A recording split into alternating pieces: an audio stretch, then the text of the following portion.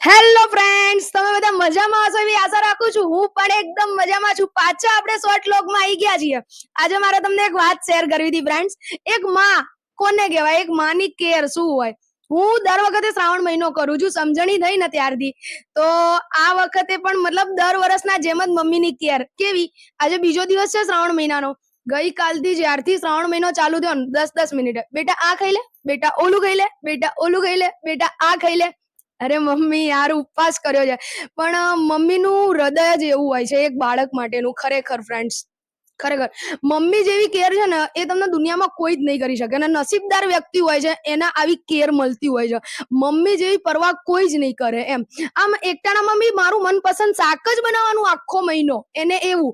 આજે બી બપોરે 2 વાગે કામ ઉપરથી આયા ને તો મને કહે ચલ ને બેટા આપણે માર્કેટમાંથી શાક લઈ આવીએ. અરે મમ્મી, માર્કેટ અત્યારે ના ખુલ્લી હોય, આપણે જઈશું સાંજે લઈ આવીશું શાક.